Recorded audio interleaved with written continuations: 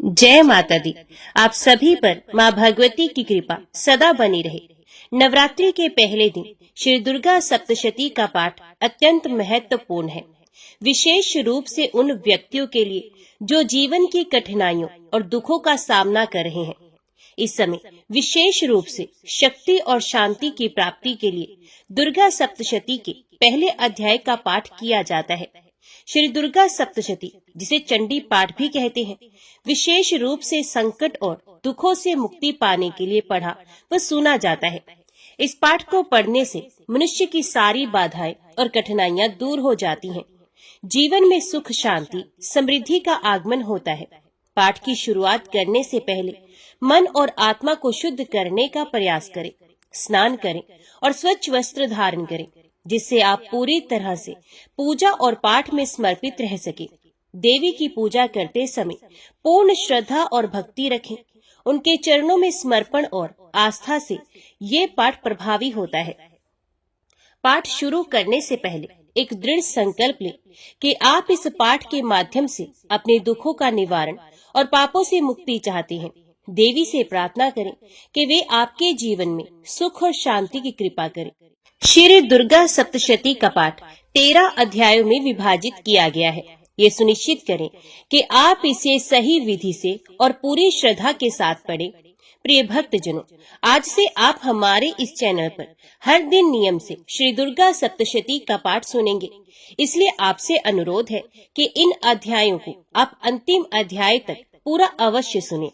आज के अध्याय शुरू करने से पहले हम सब मिलकर माँ भगवती का ध्यान और प्रार्थना करते हैं।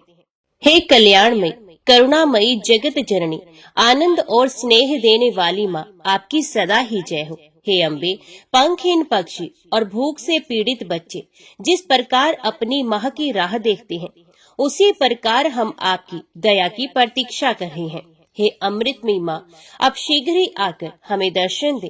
हम आपका रहस्य जान सकें, ऐसी बुद्धि हमें प्रदान करें।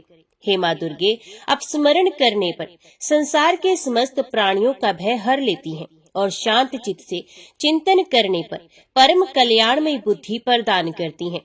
दरिद्रता, दुख और भय हरने वाली आपके सिवा दूसरी कौन है, जिसका चित्त सबका उपकार करने के लिए सदा दया से द्रवीभूत रहता है।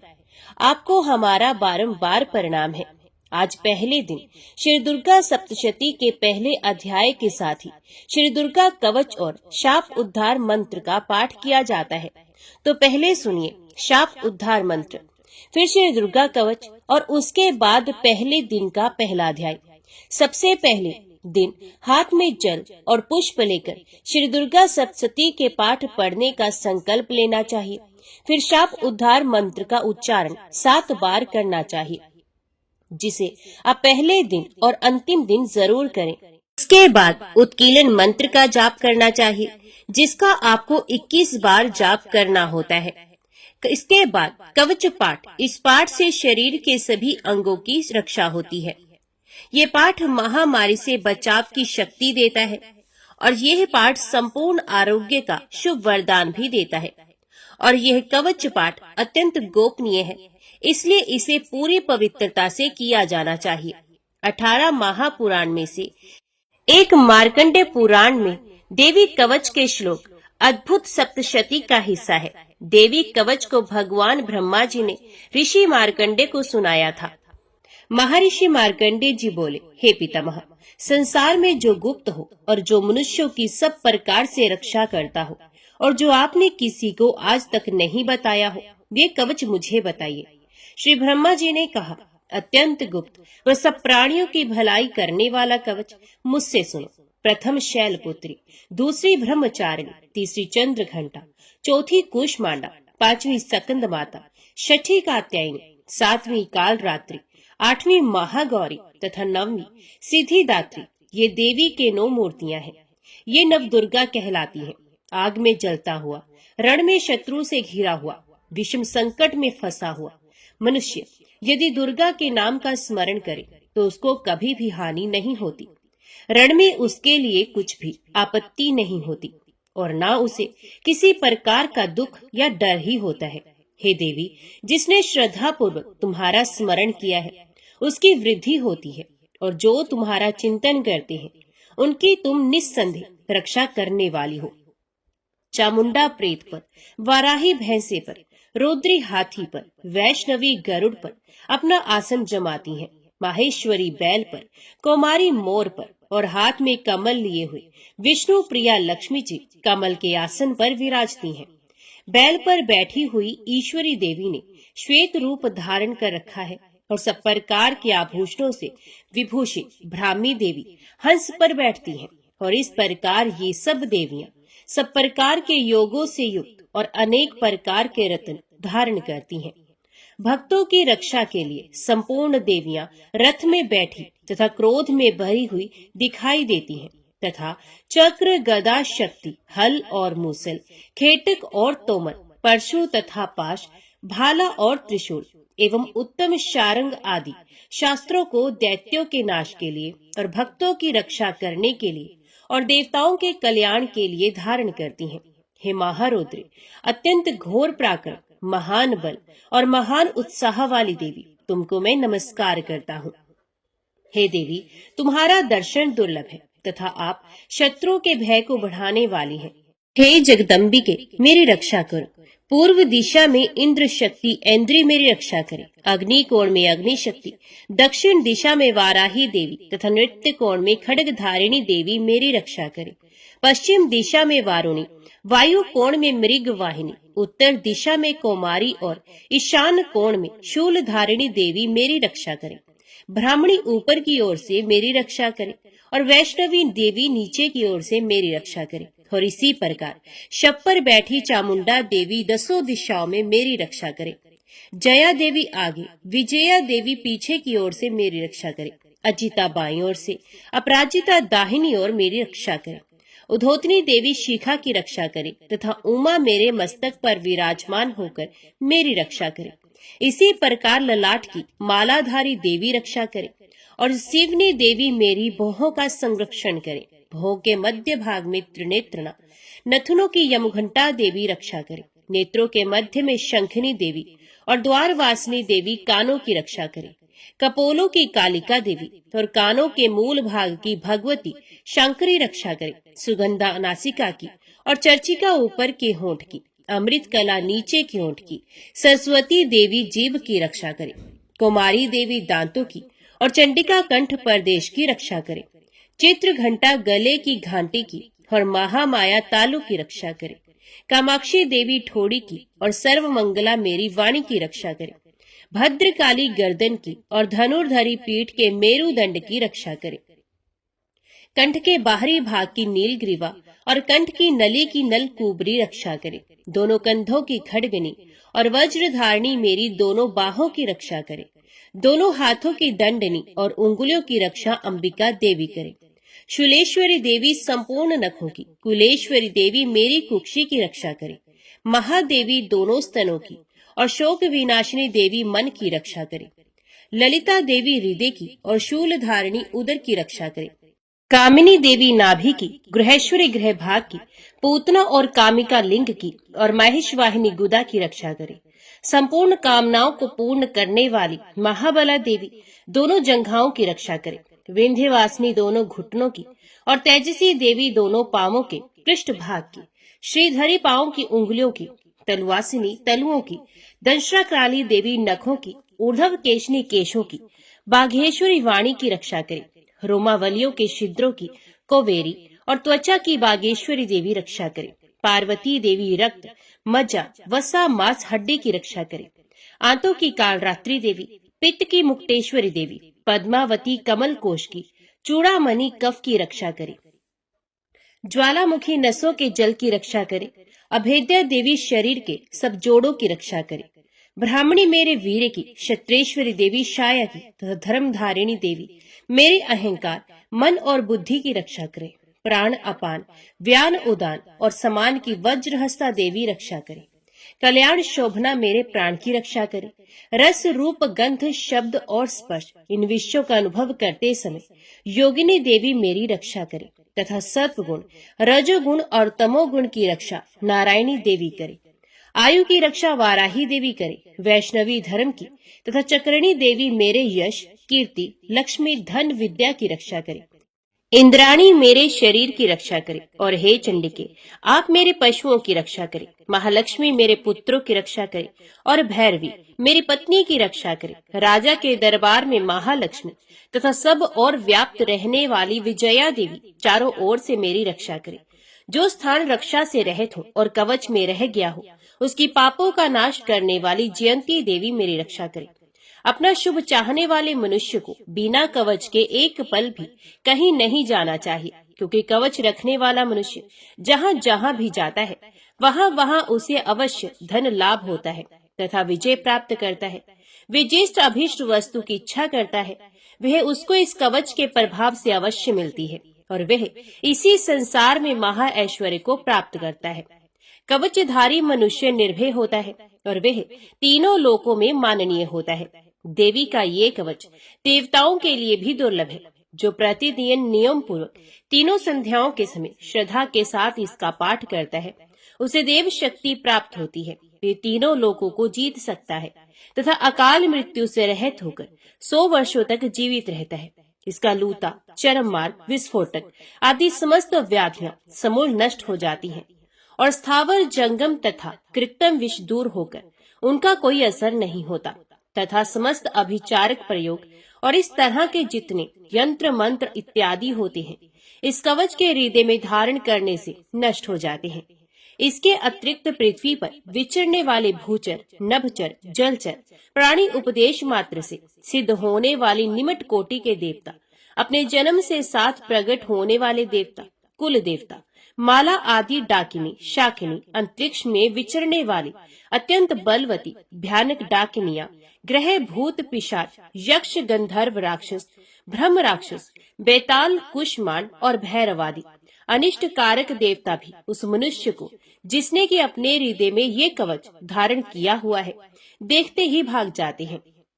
इस कवच के धारण करने से मन और तेज बढ़ता है। जो मनुष्य इस कवच का पाठ करके उसके पश्चात सप्तशती चंडी का पाठ करता है उसका यश जगत में विख्यात होता है।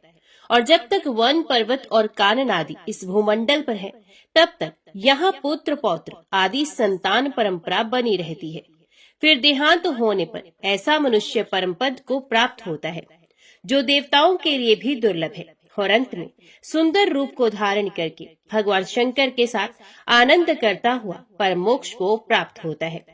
जय माँ भगवती, जय माँ दुर्गा। अभी सुनते हैं अर्गला स्तोत्र का पाठ।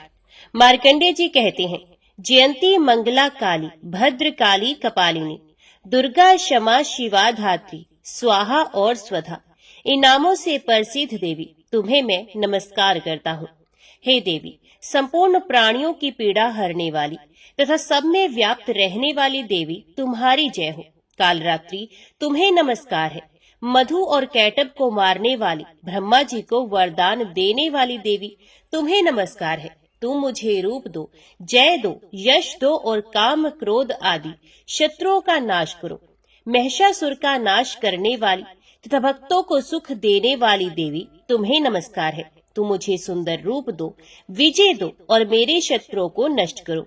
हे रक्त बीज का वध करने वाली, हे चंड मुंड का विनाश करने वाली देवी तुम मुझे रूप दो, जय दो, यश दो और काम, क्रोध आदि शत्रुओं का नाश करो।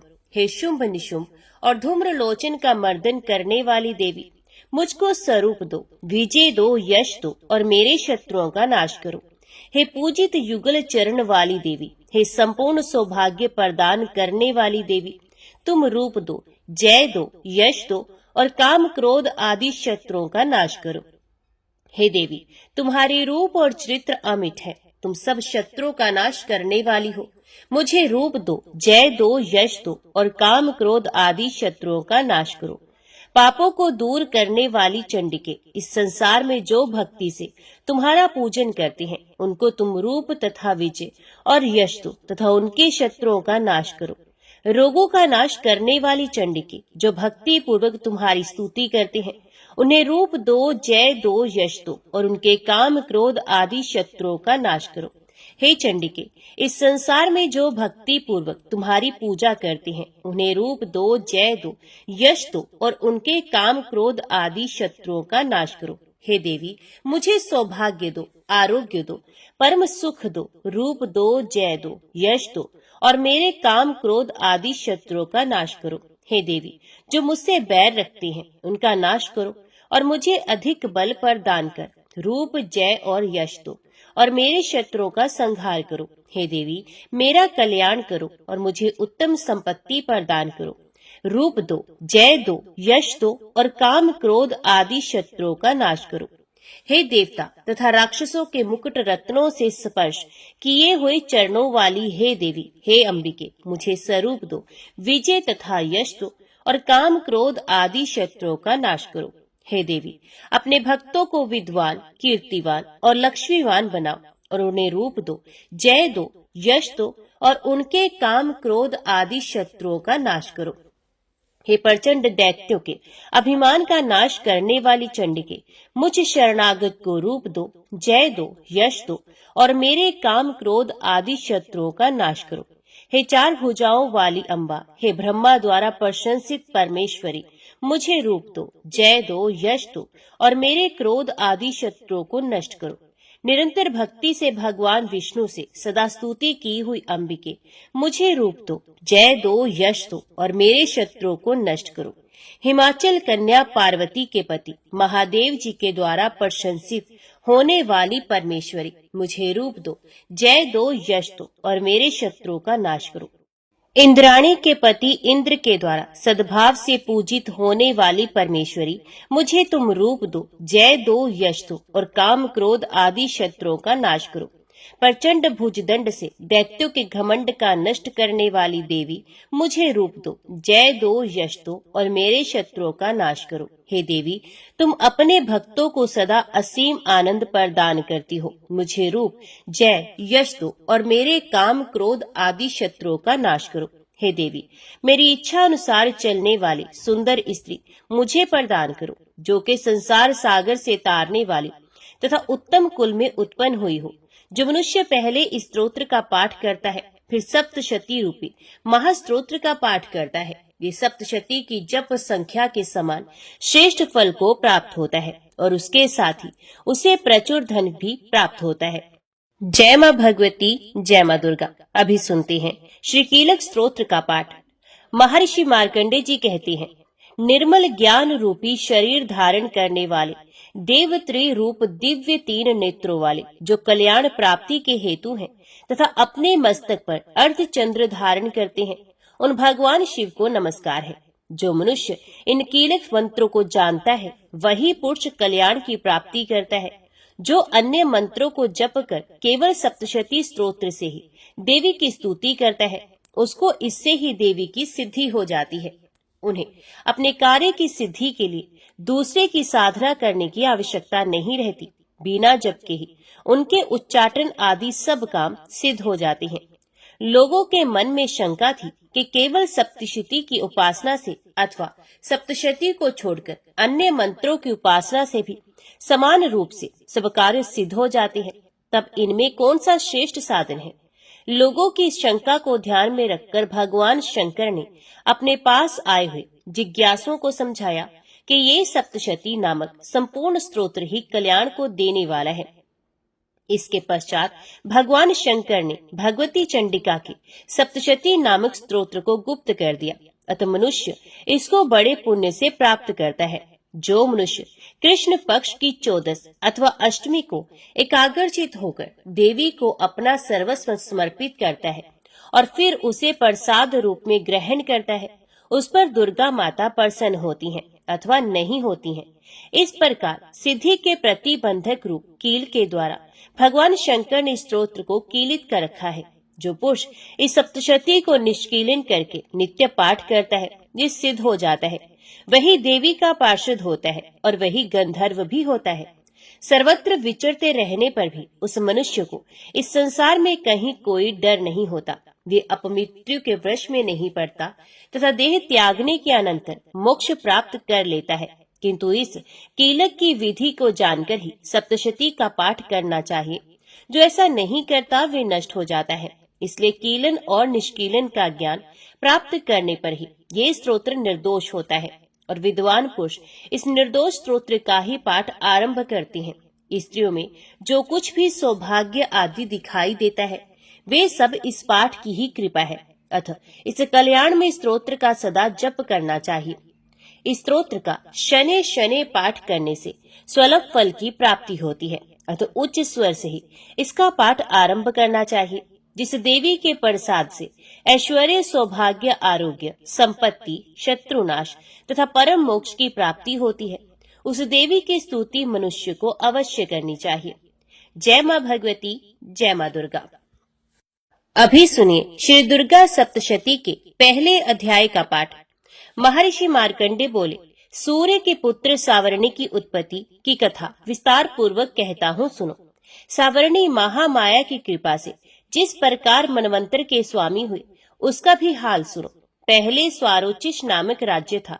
वे प्रजा को अपने पुत्र के समान मानते थे, तो भी कोलाधिवंशी राजा उनके शत्रु बन गए। दुष्टों को दंड देने वाले राजा सुर्थ की उनके साथ लड़ाई हुई। कोला विध्वंसियों की संख्या में कम होने पर भी राजा सुर्थ युद्ध में उनसे हार गए। तब वह अपने नगर में आ गए। केवल अपने देश का राज्य ही उनके पास रह गया और वह उसी देश के राजा होकर राज्य करने लगे। किंतु उनके शत्रुओं ने उन पर वहां आक्रमण किया। राजा को बलहीन देखकर उसके दुष्ट मंत्रियों ने राजा की सेना और खजाना अपने अधिकार में कर लिया। राजा सुर्थ अपने राज्य अधिकार को हारकर शिकार खेलने के बहाने घोड़े पर सवार होकर वहां से एक भयंकर वन की ओर चल गए। उस वन में उन्होंने महर्षि मेधा का आश्रम देखा। वहां मेधा महर्षि अपने शिष्यों तथा मुनियों से सुशोभित बैठे हुए थे और वहां कितने ही हिंसक जीव परम शांति भाव से रहते थे। राजा सुर्थ ने महर्षि मेधा को प्रणाम किया और महर्षि ने भी उनका उचित सत्कार किया। राजा सुर्थ महर्षि के आश्रम में कुछ समय तक ठहरे। अपने नगर की ममता के आकर्षण से राजा अपने मन में सोचने लगे, पूर्व काल में पूर्वजों ने जिस नगर का पालन किया था वे आज मेरे हाथ से निकल गया। मेरे दुष्ट एवं दुरात्मा मंत्री मेरे नगर की अब धर्म से रक्षा कर रहे होंगे या नहीं। मेरा प्रधान हाथी जो कि सदा मद की वर्षा करने वाला और शूरवीर था, मेरे वैरियों के वश में होकर ना जाने क्या दुख भोग रहा होगा। मेरे आज्ञाकारी नौकर जो मेरी कृपा से धन और भोजन पाने से सदैव सुखी रहते थे और मेरे पीछे पीछे चलते थे, वे अब निश्चय ही दुष्ट राजाओं का अनुसरण करते होंगे तथा मेरे दुष्ट एवं दुरात्मा मंत्रियों द्वारा व्यर्थ ही धन को व्यय करने से संचित किया हुआ मेरा खजाना एक दिन अवश्य खाली हो जाएगा। इस प्रकार की बहुत सी बातें सोचता हुआ राजा निरंतर दुखी रहने लगा। एक दिन राजा सुर्थ ने महर्षि मेधा के आश्रम के निकट एक वैश्य को देखा। राजा ने उससे पूछा, भाई तुम कौन हो? यहाँ तुम्हारे आने का क्या कारण है? और तुम मुझे शोकग्रस्त अनमने से दिखाई देते हो, इसका क्या कारण है? राजा के ये नम्र वचन सुन वैश्य ने महाराज सुर्थ को प्रणाम करके कहा। वैश्य बोला, राजन, मेरा नाम समाधि है। मैं धनियों के कुल में उत्पन्न एक वैश्य हूँ। मेरे दुष्ट स्त्री पुत्रादिकों ने लोभ से मेरा सब धन छीन लिया है और मुझे घर से निकाल दिया है। मैं इस तरह से दुखी होकर इस वन में चला आया हूँ और यहाँ रहता हुआ मैं इस बात को भी नहीं जानता कि अब घर में इस समय सब कुछ कुशल है या नहीं।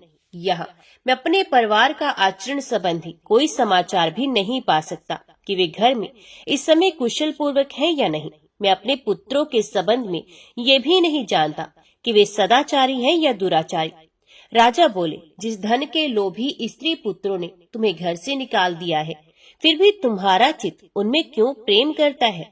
वैश्य ने कहा, मेरे विषय में आपका ऐसा कहना ठीक है, किंतु मेरा मन इतना कठोर नहीं है।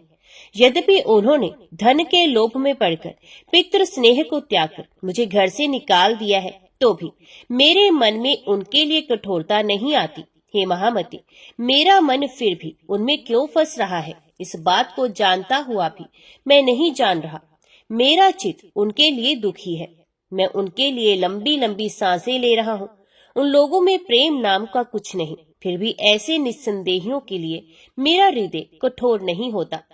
महर्षि मार्कंडे ने कहा, हे ब्राह्मण, इसके पश्चात महाराज सुरत और वह वैश्य दोनों महर्षि मेधा के समीप गए और उनके साथ यथा योग्य न्याय संभाषण करके दोनों ने वार्ता आरंभ की।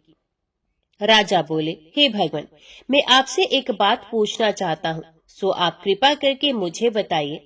मेरा मन अधीन नहीं है, इससे मैं बहुत दुखी हूँ। राज्य धन आदि की चिंता अभी तक मुझे बनी हुई है और मेरी यह ममता अज्ञानियों की तरह बढ़ती ही जा रही है। और ये समाधि नामक वैश्य भी अपने घर से अपमानित होकर आया है। इसके स्वजनों ने भी इसे त्याग दिया है। स्वजनों से त्यागा हुआ भी यह उनसे हार्दिक प्रेम करता है। इस तरह हम दोनों ही दुखी हैं। हे महाभाग, उन लोगों के अवगुणों को देखकर भी हम दोनों के मन में उनके लिए ममता जनित आकर्षण उत्पन्न हो रहा है। हमारे ज्ञान रहते हुए भी ऐसा क्यों है? अज्ञानी मनुष्यों की तरह हम दोनों में ये मूर्खता क्यों है? महर्षि मेधा ने कहा, विश्व मार्ग का ज्ञान सब जंतुओं को है। सबको लिए विषय पृथक पृथक होते हैं। कुछ प्राणी दिन में नहीं देखते, कुछ रात को, परंतु कई जीव ऐसे हैं जो दिन तथा रात दोनों में देख सकते हैं। ये सत्य है कि मनुष्य में ज्ञान प्रधान है, किंतु केवल मनुष्य ही ज्ञानी नहीं होता। पशु पक्षी आदि भी ज्ञान रखते हैं। जैसे यह पशु पक्षी ज्ञानी है, वैसे ही मनुष्यों का ज्ञान है, और जो ज्ञान मनुष्यों में वैसे ही पशु पक्षियों में भी है, तथा अन्य बातें भी दोनों में एक जैसी पाई जाती हैं। ज्ञान होने पर भी इन पक्षियों की ओर तो देखो। अपनी भूख से पीड़ित बच्चों की चोंच में कितने प्रेम से अन्न के दाने डालते हैं। हे राजन, ऐसा ही प्रेम मनुष्यों में अपनी संतान के प्रति भी पाया जाता है। लोभ के कारण अपने उपकार का बदला पाने के लिए मनुष्य पुत्रों की इच्छा करते हैं और इस प्रकार मोह के गड्ढे में गिरा करते हैं। भगवान श्री हरि की जो माया है, उसी से ये संसार मोहित हो रहा है। इसमें आश्चर्य की कोई बात नहीं, क्योंकि वह भगवान विष्णु की योग निद्रा है।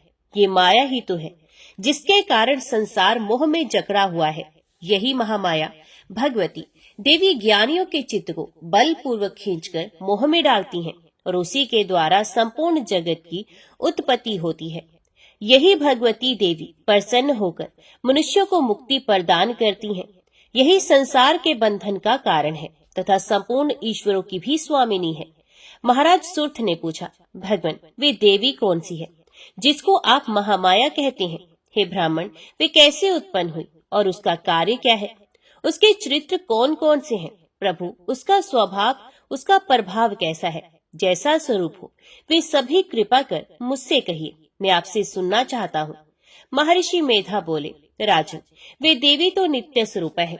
उसके द्वारा ये संसार रचा गया है, तब भी उसकी उत्पत्ति अनेक प्रकार से होती है। वे सब आप मुझसे सुनिए। वह देवताओं का कार्य सिद्ध करने के लिए प्रकट होती हैं। उस समय वह उत्पन्न हुई कहलाती हैं। संसार को जल में करके जब भगवान विष्णु योग निद्रा का आश्रय लेकर शेष शैया पर सो रहे थे, तब मधु कैटभ नामक के 2 असुर उनके कानों के मैल से प्रकट हुए और वे श्री ब्रह्मा जी को मारने के लिए तैयार हो गए। श्री ब्रह्मा जी ने जब उन दोनों को अपनी ओर आते देखा और ये भी देखा कि भगवान श्री विष्णु योग निद्रा का आश्रय लेकर सो रहे हैं, तो वह उस समय श्री भगवान को जगाने के लिए उनके नेत्रों में निवास करने वाली योग निद्रा की स्तुति करने लगे। श्री ब्रह्मा जी ने कहा, हे देवी, तुम ही स्वाहा, तुम ही स्वधा और तुम ही वष्टकार हो। स्वर भी तुम्हारा ही स्वरूप है। तुम ही जीवन देने वाले सुधा हो। नित्य अक्षर परम में आकार, उकार, मकार, इन तीनों में माताओं के रूप में तुम ही स्थित हो।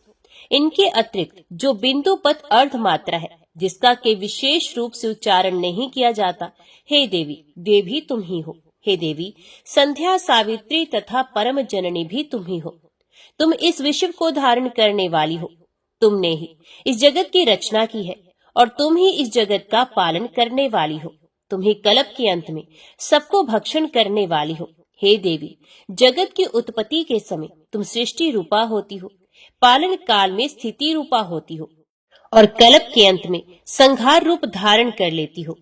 तुम ही महाविद्या, महामाया, महामेधा, महारात्रि और मोहरात्रि हो। श्री ईश्वरी और बोध स्वरूपा बुद्धि भी तुम ही हो। लज्जा, पुष्टि, तुष्टि, शांति और क्षमा भी तुम ही हो। तुम खड्ग धारिणी, शूल धारिणी, घोर रूपा तथा गदा, चक्र, शंख और धनुष को धारण करने वाली हो। बाण, भूषंडी और परिघ ये भी तुम्हारे ही अस्त्र हैं।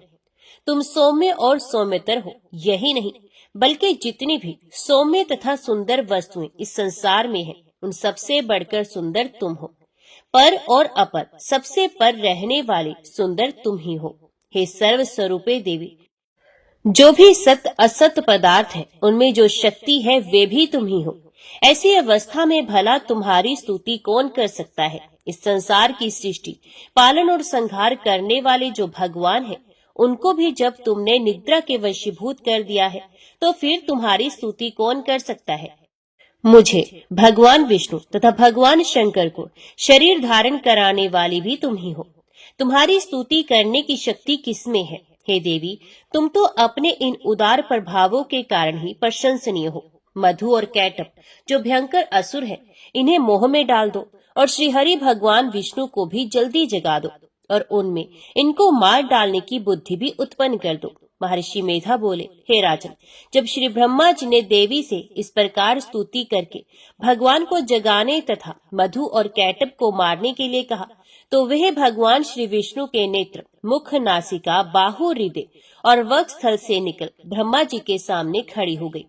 उनका ऐसा करना था कि भगवान श्री हरि तुरंत जाग गए और उन दोनों असुरों को देखा, जो कि अत्यंत बलवान तथा पराक्रमी थे और मारे क्रोध के जिनके नेत्र लाल हो रहे थे और जो ब्रह्मा जी का वध करने के लिए तैयार थे। तब क्रुद्ध हो उन दोनों दुरात्मा असुरों के साथ भगवान श्री हरि पूरे 5000 वर्ष तक लड़ते रहे। एक तो वे अत्यंत बलवान तथा पराक्रमी थे, दूसरे महामाया ने भी उन्हें मोह में डाल रखा था। अतः वे श्री भगवान से कहने लगे, हम दोनों तुम्हारी वीरता से अत्यंत प्रसन्न हैं, तुम हमसे कोई वर मांगो। भगवान ने कहा, यदि तुम मुझ पर प्रसन्न हो तो अब तुम मेरे हाथों से मारे जाओ। बस इतना सा ही वर मैं तुमसे मांगता हूँ, यहाँ दूसरे वर से क्या प्रयोजन। महर्षि मेधा बोले, इस तरह से जब वे धोखे में आ गए और अपने चारों ओर जल ही जल देखा, तो भगवान श्री हरि से कहने लगे, जहाँ पर जल ना हो, सूखी जमीन हो, उसी जगह हमारा वध कीजिए। महर्षि मेधा कहते हैं, तथास्तु कहकर भगवान श्री हरि ने उन दोनों को अपनी जांघ पर लिटाकर उन दोनों के सर काट डाले। इस तरह से यही देवी श्री ब्रह्मा जी के स्तुति करने पर प्रकट हुई थी। अब तुमसे उनके प्रभाव का वर्णन करता हूँ, सो सुनो। जय माँ भगवती, जय माँ दुर्गा। यहाँ पर श्री दुर्गा सप्तशती पाठ का पहला अध्याय समाप्त हुआ। इसके आगे का अध्याय आप सभी अगली वीडियो में जरूर सुनिएगा। तो आज की वीडियो में इतना ही। उम्मीद करती हूँ वीडियो आपको पसंद आई होगी। वीडियो पसंद आई हो तो वीडियो को लाइक और चैनल को सब्सक्राइब जरूर कीजिएगा। जय माता दी लिखकर कमेंट बॉक्स में अपनी हाजिरी और अपने सुझाव देना ना भूलेगा। तो मिलते हैं अगली कथा अगली वीडियो के साथ। तब तक के लिए देखते व सुनते रहिए। जय मां कंजर, जय माता दी।